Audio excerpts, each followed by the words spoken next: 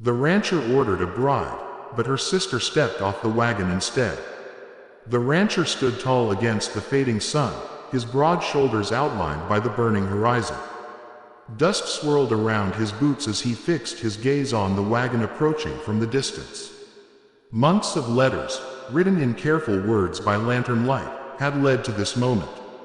He had sent for a bride, a woman who had promised to bring warmth to the lonely halls of his ranch house, a woman whose words painted a picture of gentleness and strength.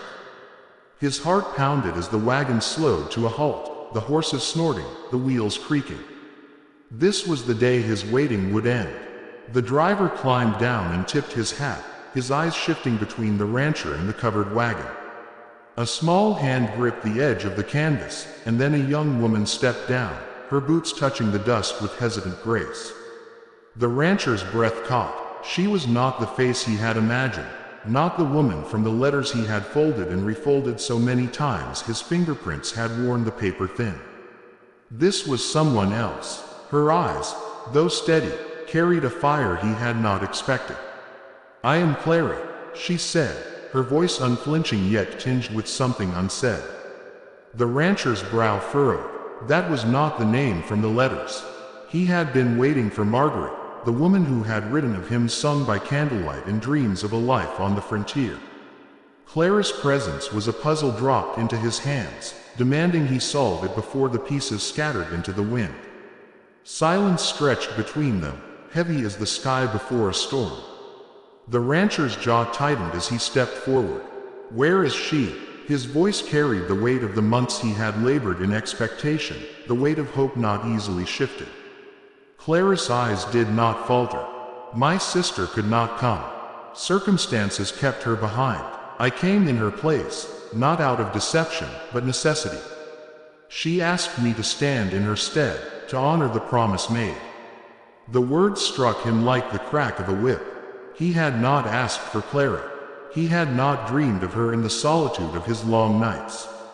Yet there she stood, resolute, unashamed, with the wind tugging at the strands of her hair. Behind her voice lay a quiet defiance, the kind of strength forged in hardship. She had not come to beg for acceptance. She had come because she would not allow her sister's promise to wither into dust. The rancher's eyes narrowed as he searched hers, as if to find in their depths some answer to the riddle laid before him. Her face bore no disguise, no mask, only truth. She was not Margaret, yet she had carried herself across miles of barren land, through danger and dust, to stand upon his soil. Something inside him shifted, though he fought to hold it firm. Clara moved no closer, but the air between them grew taut, as though the ground itself waited to see which way the story would bend. "You wrote of needing a woman strong enough to face the wilderness by your side," she said. "Margaret has her gifts, but it was not her place to endure this journey. It was mine. I may not be the sister you expected, but I am the woman who stepped off that wagon." The rancher felt the sting of her words, not as an insult, but as a strike to the truth he had buried beneath his longing. He had asked for someone to soften his loneliness, yet standing before him was someone who challenged it, who dared to match the weight of his solitude with fire instead of comfort. The letters had built an image in his mind, but reality had laid something stronger at his feet. The dusk deepened, shadows stretching across the dry earth, but neither moved away. The rancher's voice, low and steady, broke the silence. "You came here not for yourself, but for her. And now you ask me to accept what was not promised." Clara lifted her chin, her eyes unyielding. "I came here because promises mean something, and because I will not let fear or doubt keep me from a path laid before me. You can turn me away, but know this, I did not cross these miles to be broken by rejection." Her words coiled around him, forcing him to confront the hollow in his chest. He had expected sweetness, gentleness, a balm for his weary soul. Instead, he faced a flame, one that threatened to burn through the walls he had built around his life. And as the night crept in, he realized the truth he had not wanted to see. Sometimes the life we imagine is not the life that comes, yet it may be the life we need. He looked at Clara once more, not as a shadow of another, but as a presence in her own right. She was not Margaret, and perhaps that was the point. The prairie did not bend to desire. It carved its own truth into those who dared to face it. Clara had come, and in her stance, in her eyes, in her very breath, she carried the weight of that truth. The rancher felt the walls within him shift, brick by stubborn brick, as if the land itself whispered that the story written in his letters was never meant to match the story written in the dust at his feet. The silence between Clara and the rancher thickened, heavier than the dust that clung to the wagon wheels. He had dreamed of this day with certainty, expecting one face, one voice, one life to join his own. Yet here was another, unyielding, unapologetic, carrying with her a flame that threatened to burn through every expectation he had built in the solitude of his ranch. He could feel the heat of her presence pressing against the cold loneliness he had carried for years. The driver shifted uneasily, glancing from one to the other, sensing the tension that neither dared to break. The rancher finally stepped forward, his boots grinding the dry earth, his voice cutting through the dust. This land has no room for games. Out here, every word carries weight, every promise costs blood. If your sister made a vow, it was hers to keep. You stand here in her place. Do you even understand what that means? Clara did not flinch. Her hands remained steady at her sides, her eyes holding his with a sharpness that carried no apology. I understand more than you think. I know this land will test me. I know loneliness will fight to break me. I know the nights will come with silence so deep it presses against the chest. But I am not here by accident. I chose to stand where she could not. You asked for a woman to face this wilderness by your side. Well, here I am. The rancher's jaw tightened, yet beneath the steel of his stare there was a flicker of something he could not name. He had wanted gentleness, someone who would soften the edges of his long, empty days. Instead, he faced a woman who stood like a blade, refusing to bend. The letters he had treasured spoke of softness, of tenderness, of dreams of building a quiet life together. Clara's words were fire, her stance defiance. And still, he could not dismiss her. Why you? He asked, his voice low, almost a growl. Why did you step off that wagon instead of her? Why not send word that she would not come? Clara's eyes flickered, and for a moment, the strength she carried was lined with something deeper, something heavier. Because life does not always grant us the chance to explain. Margaret was not strong enough for this place. She knew it, and so did I. She had dreams of comfort, of towns with neighbors and laughter, not a ranch miles from the nearest soul. She asked me to come, because between us, I am the one who carries the strength to endure this land. Do not mistake me for a substitute. I am not here to imitate her. I am here, because fate placed me in her stead, and I will not turn back. The rancher turned his head, his gaze drifting to the outline of his house on the hill. Its windows glowed faintly with the last rays of sunlight, the silhouette of the home he had built with his own hands.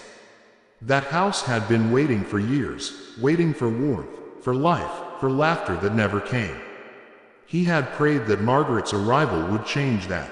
Now he stood before Clara, who had come unbidden yet unshaken. Come, he said at last, his voice hard but not cruel. You've stepped onto my land. Let us see if it will receive you. Clara followed him, her steps firm, her back straight. She did not glance behind her, though the wagon still sat in the dust, the driver watching with guarded curiosity. She knew that once she crossed the threshold of the rancher's house, there would be no turning back. The prairie had a way of binding those who dared to settle on it, and she was determined not to be broken. Inside, the air was heavy with silence.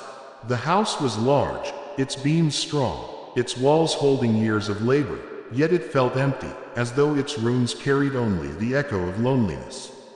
The rancher set a lantern on the table, the light casting shadows across the wood.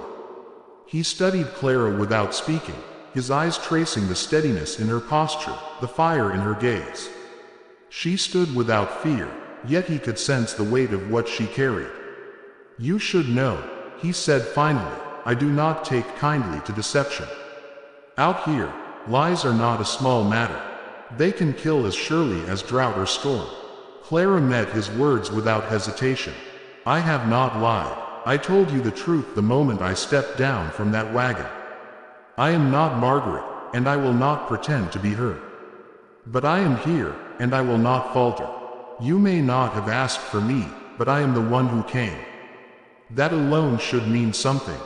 The rancher leaned back, his eyes narrowing. "You speak as though fate brought you here. Do you truly believe that?" "I do," she said, her voice unwavering. "I believe some paths are not chosen, they are given. Margaret was not meant to walk this one.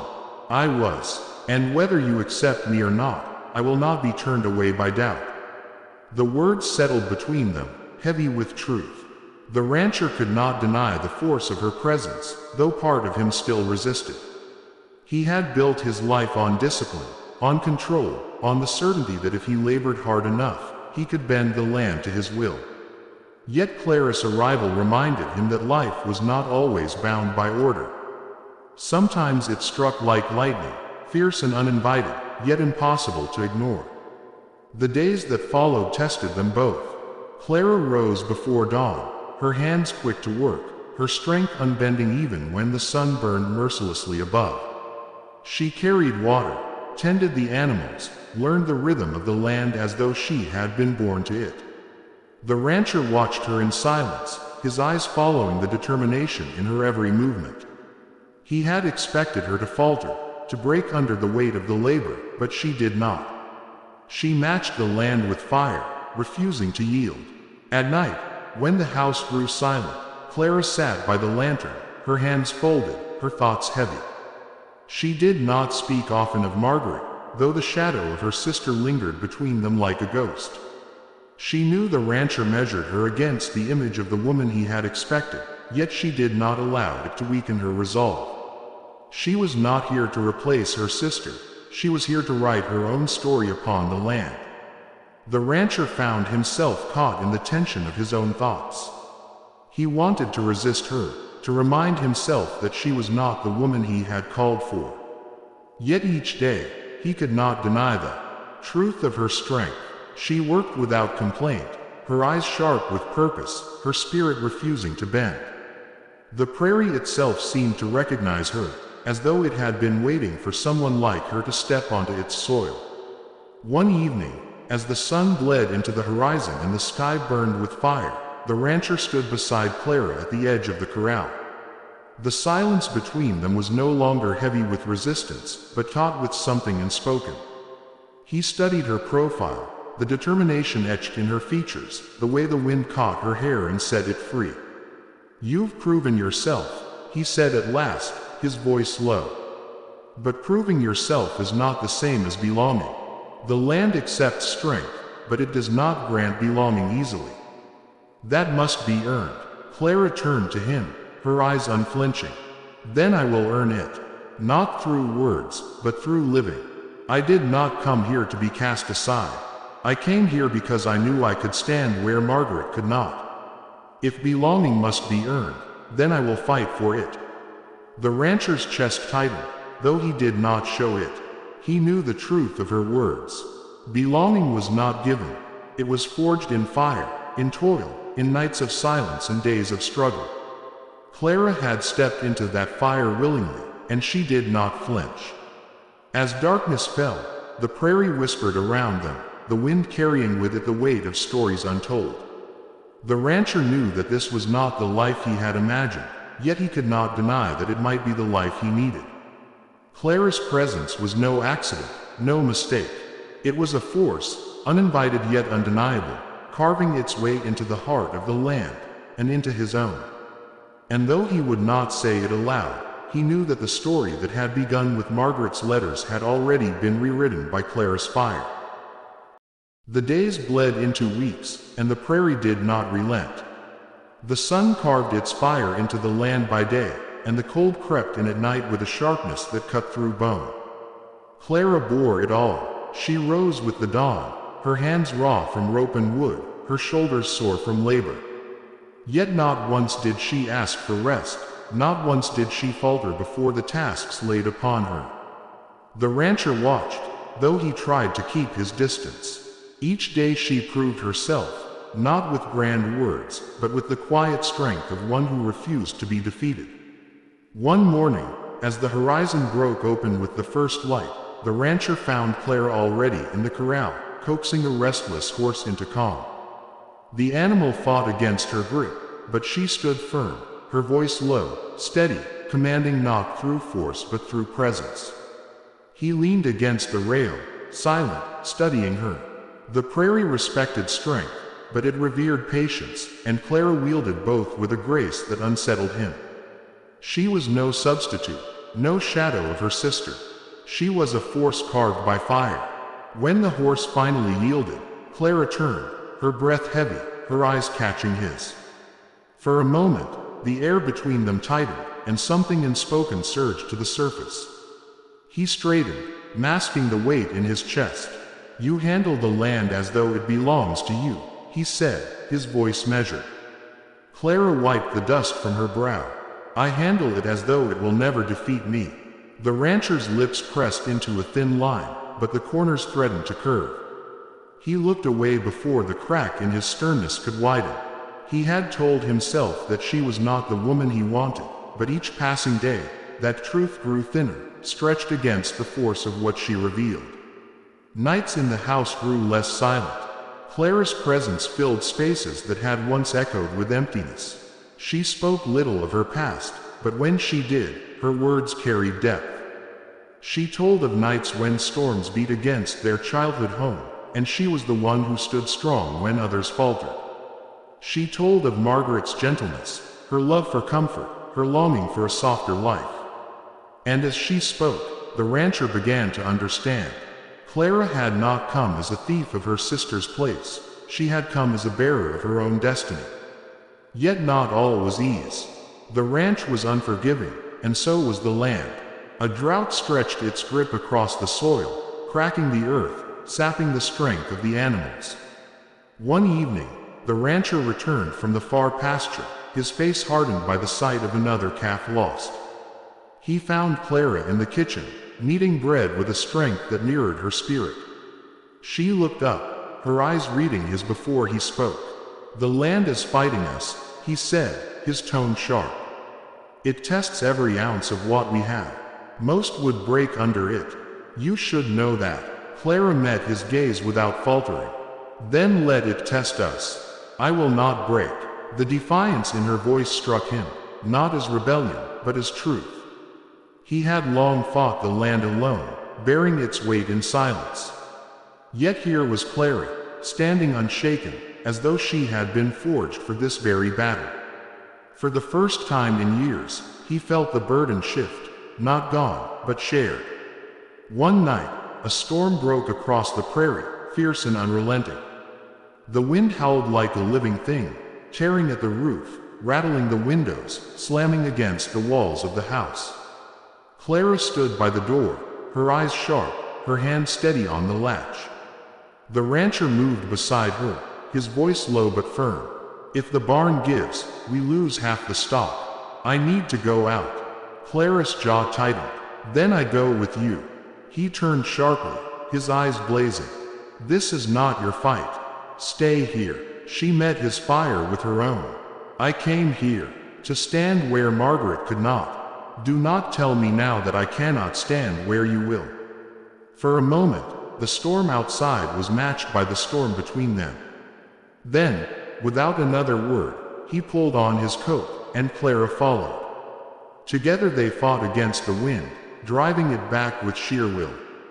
They braced the barn, secured the animals, their bodies soaked by rain, their strength tested by the fury of the storm. Side by side, they endured. When at last they staggered back into the house, dripping, breathless, their eyes met, and something unspoken bound them. It was not romance born of softness, but of fire, two souls tested by the land and found unbroken. The days after the storm carried a quiet shift. The rancher no longer watched Clara with suspicion. He watched her with something deeper, something he struggled to name. He found himself listening when she spoke, not just to her words but to the strength beneath them. He found himself drawn to her fire, the way she carried herself, the way she met the world without fear. One evening, as the sky burned with the red of dusk, they stood at the edge of the pasture. The silence between them was no longer heavy, but alive. Clara spoke first, her voice steady. "You asked for a bride, but you received me. Do you regret it?" The rancher turned to her, his face etched with the weight of truth. "I asked for someone to end the silence of this house, someone to walk beside me through the wilderness. What I received was not what I expected, but perhaps what I received is what I needed." Her eyes softened, though the fire within them did not fade. "Then let us walk it together." The words hung in the air, not as a promise of ease, but as a vow forged in trial. The prairie had tested them both, and neither had broken. In the weeks that followed, Clara's place on the ranch became undeniable. She was no shadow of her sister, no substitute for another's dream. She was her own force, carving her own path, binding herself to the land and to the man who had once resisted her. Together they built not just survival, but belonging. The rancher, who had once lived in silence, found in Clara a voice that matched his own.